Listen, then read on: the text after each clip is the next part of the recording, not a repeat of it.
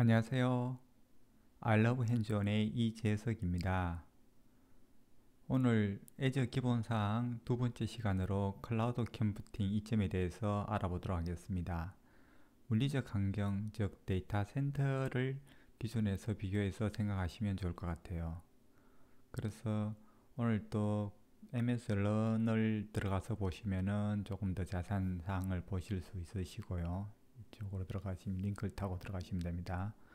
근데 오늘 할 내용은 그 클라우드의 어떤 기본 개념일 수도 있습니다. 이게 이점인데 이 용어들이 우리가 평소에 알고 있는 용어들하고 조금 이제 낯설어서 실제 좀 이해하기는 어려울 수 있는데, 근데 또 문제는 뭐냐 그러면은 MS 런에 가서 공부를 하시다 보면은 요 종이 정의들 있잖아요. 정의들 6가지가 문장으로 되어 있거든요.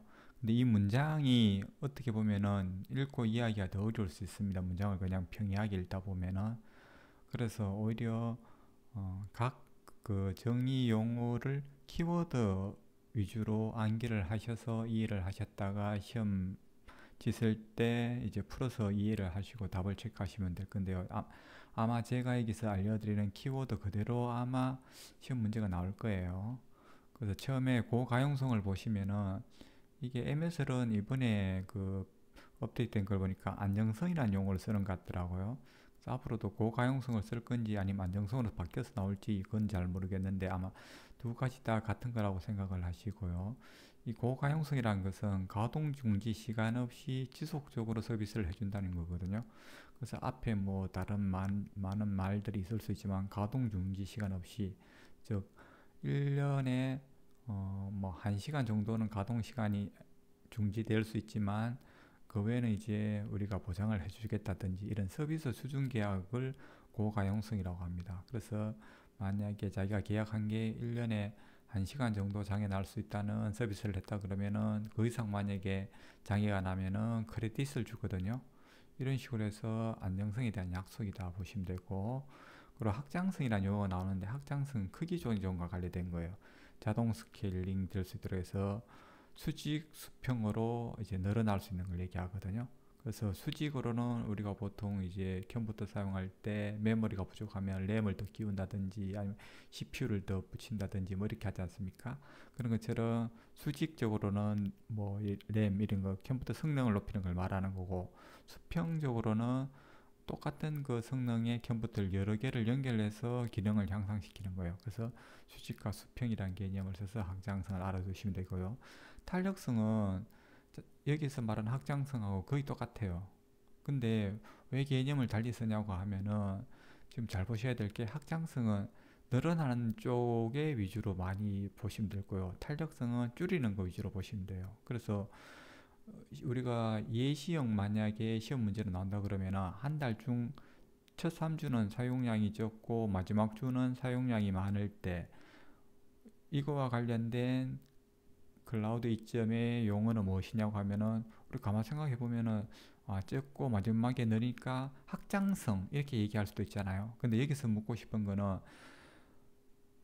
셋째 주까지는 적고 마지막 주는 많고 다시 셋째 주는 적어진다는 거예요. 그럼 적어지려 그러면은 줄이는 거, 탄력성과 관련돼 있다는 거예요.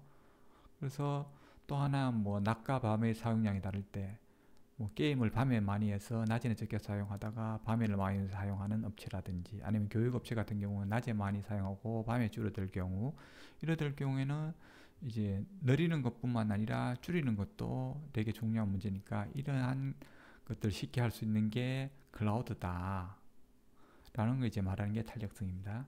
그리고 민첩성은 신속 배포할 수 있도록, 요즘 CI/CD처럼 이제 신속 배포라는 용어가 나오면 밀접성을 생각해 주시면 되고요.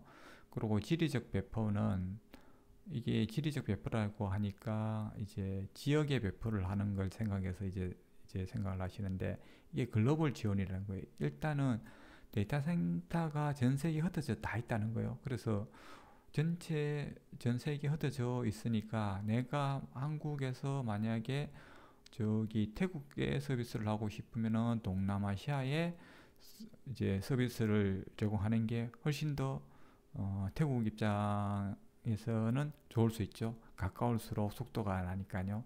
그래서 전 세계에 데이터 센터가 있다는 것은 각 지역에서 항상 최고 성능을 유지할 수 있다는 말과도 똑같거든요. 그 응답 속도가 그렇게 빨라지는 거고. 그래서 지리적 배포, 글로벌 지원을 한다. 이렇게 보시면 되고, 재복구는 발생 후 복구를 말하는데 백업이나 복제, 지역 배포를 해두면은 예를 들어 가지고 지금 MS 같은 경우는 한국 중부하고 남부에 이제 데이터 센터가 있는데 만약에 부산의 데이터 센터가 불이 나버렸다.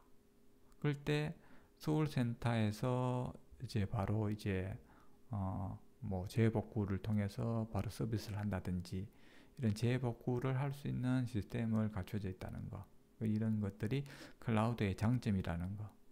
그래서 우리가 또 시험 문제 만약에 조금 깊게 나오면 VM을 복제할 원본 지역을 제외한 모든 지역에서 리커버리 서비스 자격 증명 모음을 만듭니다. 라고 했을 때는 이게 어디에 관련된가요? 하면 재복구. 리커버리 서비스 자격 증명이 나오면은 재복구. 그리고 이 문장도 맞는 것.